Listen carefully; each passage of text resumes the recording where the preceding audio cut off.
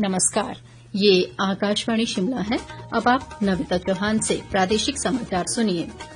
आज के मुख्य समाचार। पड़ोसी राज्य पंजाब में एक वाहन के बाढ़ की चपेट में आने से ऊना जिले के 9 लोगों की मौत, 2 अन्य लापता। प्रधानमंत्री नरेंद्र मोदी ने जारी की खेती और बागवानी फसलों की 109 उन्नत किस्में, किसानों की आय बढ़ाने में मिलेगी मदद। प्रदेश सरकार सिरमौर जिले के पच्छाद क्षेत्र में स्थापित करेगी राज्य स्तरीय आदर्श नशा मुक्ति व पुनर्वास केंद्र। और विपक्ष के नेता जयराम ठाकुर ने पीलिया के बढ़ते प्रकोप को रोकने के लिए सरकार को प्रभावी कदम उठाने की दी सलाह। अब समाचार विस्तार से। हिमाचल प्रदेश के साथ लगते पंजाब राज्य के जेजोंग क्षेत्र में आज एक वाहन के बाढ़ की चपेट में आ जाने से ऊना जिले के 9 लोगों की मृत्यु हो गई। ये सभी लोग ऊना के दिघला क्षेत्र के रहने वाले थे और शादी समारोह में शामिल होने के लिए जा रहे थे। इस हादसे में एक व्यक्ति को बचा लिया गया है, जबकि 2 अन्य लोग लापता बताए जा रहे हैं और इनकी तलाश जारी है। मुख्यमंत्री सुखविंदर सिंह सुक्खू ने इस घटना पर दुख जताते हुए शोक संतप्त परिजनों से गहरी संवेदना जताई है। उन्होंने कहा कि राज्य सरकार द्वारा पीड़ित परिवारों को हर संभव सहायता प्रदान की जाएगी और इस संबंध में ऊना जिला प्रशासन को निर्देश दे दिए गए हैं। उप मुख्यमंत्री मुकेश अग्निहोत्री ने भी हादसे पर गहरा दुख व्यक्त किया है। दूसरी ओर पूर्व केंद्रीय मंत्री व सांसद अनुराग ठाकुर ने भी हादसे में 9 लोगों की मृत्यु पर गहरा दुख जताया है। उन्होंने कहा कि वे स्थानीय प्रशासन के साथ लगातार संपर्क में हैं और दुर्घटना की स्थिति का जायजा ले रहे हैं। अनुराग सिंह ठाकुर के अनुसार स्थानीय प्रशासन पूरी तत्परता से राहत व बचाव कार्यों में लगा हुआ है। जिले में हुए एक अन्य हादसे में हरोली क्षेत्र के बाथू बाथड़ी में बाढ़ की चपेट में आ जाने से 3 लोगों की मृत्यु हो गई, जबकि एक अन्य लापता है।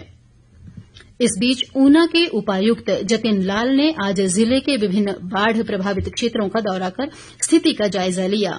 उन्होंने बताया कि जिले में बाढ़ के कारण बिजली के 335 ट्रांसफार्मर प्रभावित हुए हैं और 11 सड़कें बंद हो गई हैं।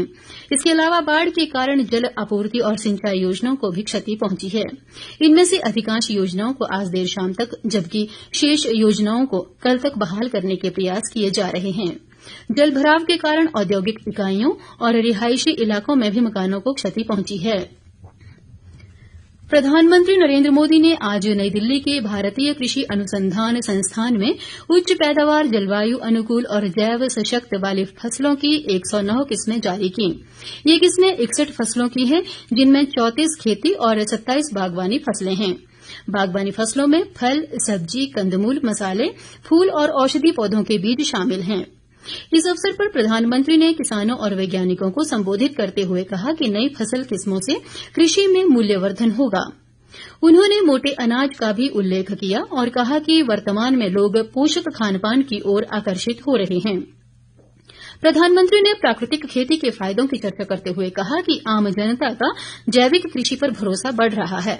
उन्होंने इस बात पर बल दिया कि कृषि विज्ञान केंद्रों को नई किस्मों के बारे में किसानों को जानकारी देने के लिए सक्रिय भूमिका निभानी चाहिए।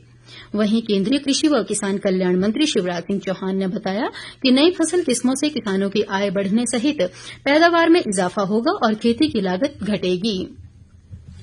सिरमौर जिले के राजगढ़ क्षेत्र से संबंध रखने वाले लांस नायक प्रवीण शर्मा बीते कल जम्मू कश्मीर के अनंतनाग में ऑपरेशन रक्षक के दौरान शहीद हो गए। वे 1 पैरा स्पेशल फोर्स में तैनात थे। शहीद प्रवीण शर्मा की पार्थिव देह कल सुबह चंडीगढ़ पहुंचेगी, जहां से पार्थिव देह को पैतृक गांव लाने के लिए सिरमौर प्रशासन द्वारा एम्बुलेंस का प्रबंध किया गया है। शहीद प्रवीण शर्मा का कल सैन्य सम्मान के साथ अंतिम संस्कार किया जाएगा। मुख्यमंत्री सुखविंदर सिंह सुक्खू, उप मुख्यमंत्री मुकेश अग्निहोत्री और उद्योग मंत्री हर्षवर्धन चौहान ने लांस नायक प्रवीण शर्मा की शहादत पर गहरा शोक व्यक्त किया है।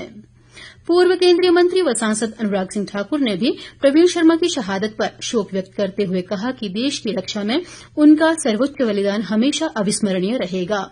प्रदेश सरकार सिरमौर जिले में पच्छाद उपमंडल के कोटला बड़ोग में राज्य स्तरीय आदर्श नशा मुक्ति व पुनर्वास केंद्र स्थापित करेगी।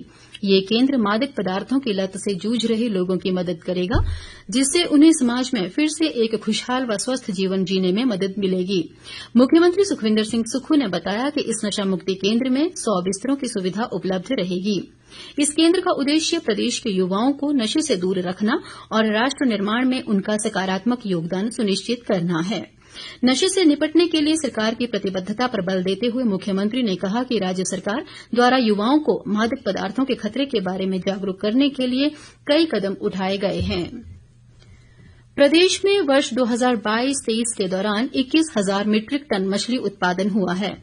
मत्स्य पालन विभाग द्वारा मछली उत्पादन को बढ़ावा देने के लिए राज्य में करीब 22 करोड़ 66 लाख रुपए की विभिन्न परियोजनाएं चलाई जा रही हैं। सरकार के प्रयासों से मत्स्य पालन के क्षेत्र में प्रदेश के 682 युवाओं के लिए स्वरोजगार के द्वार खुले हैं। विभाग द्वारा जनजातीय क्षेत्रों के लिए प्रधानमंत्री मत्स्य संपदा योजना के तहत 3 करोड़ रुपए से अधिक राशि की विभिन्न योजनाएं लागू की गई हैं। एक सरकारी प्रवक्ता के अनुसार मुख्यमंत्री सुखविंदर सिंह सुक्खू की वर्ष 2024 बजट के भाषण की संकल्पना के तहत मत्स्य क्षेत्र को विस्तार देने के उद्देश्य से 25 हेक्टेयर क्षेत्र में नए तालाब निर्मित किए गए हैं। विपक्ष के नेता व पूर्व मुख्यमंत्री जयराम ठाकुर ने प्रदेश में बढ़ रहे पीलिया के प्रकोप को रोकने के लिए सरकार को प्रभावी कदम उठाने की सलाह दी है। एक बयान में उन्होंने कहा कि सरकार ग्रामीण क्षेत्रों में पानी का बिल वसूलने जा रही है, लेकिन पानी की गुणवत्ता का ध्यान नहीं रखा जा रहा है। जयराम ठाकुर ने कहा कि मंडी में पीलिया एक महामारी की तरह फैल रहा है और सैकड़ों लोग अस्पताल में भर्ती हैं। इनमें से अब तक 6 लोगों की मृत्यु हो चुकी है। जयराम ठाकुर ने कहा कि पीलिया के बढ़ते मामलों की सरकार को जिम्मेदारी लेनी होगी, क्योंकि पेयजल आपूर्ति में किसी न किसी प्रकार की खामी हुई है। उन्होंने आरोप लगाया कि प्रदेश सरकार केवल सुविधाएं छीनने और महंगाई बढ़ाने का काम कर रही है और सरकार को जन सुविधाओं से कोई लेना देना नहीं है। प्रदेश में 15 अगस्त तक चलने वाला हर घर तिरंगा अभियान आज से शुरू हो गया है। प्रदेश भाजपा अध्यक्ष राजीव बिंदल ने शिमला स्थित पार्टी मुख्यालय से इस अभियान की शुरूआत की। पार्टी द्वारा प्रधानमंत्री नरेंद्र मोदी के आह्वान पर देश व प्रदेश भर में हर घर तिरंगा अभियान चलाया जा रहा है।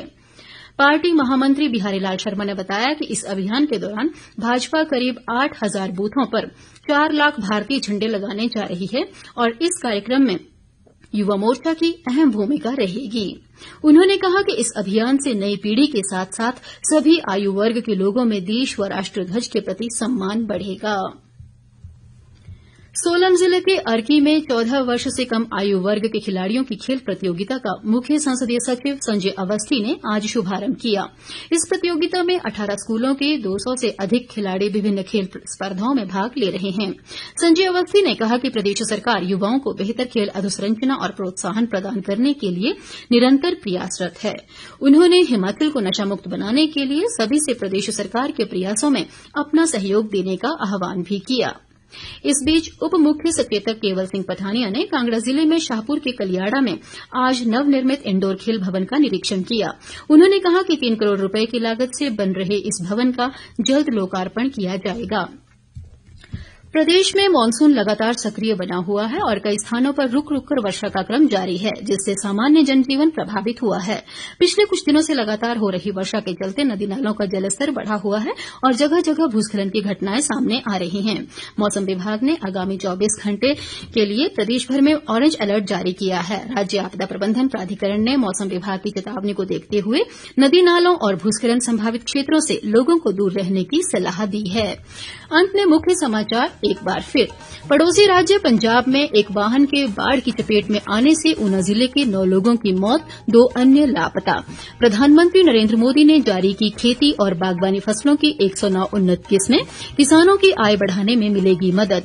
प्रदेश सरकार सिरमौर जिले के पच्छाद क्षेत्र में स्थापित करेगी राज्य स्तरीय आदर्श नशा मुक्ति व पुनर्वास केंद्र।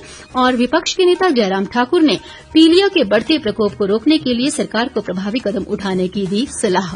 इसी के साथ ये समाचार बुलेटिन समाप्त हुआ। नमस्कार।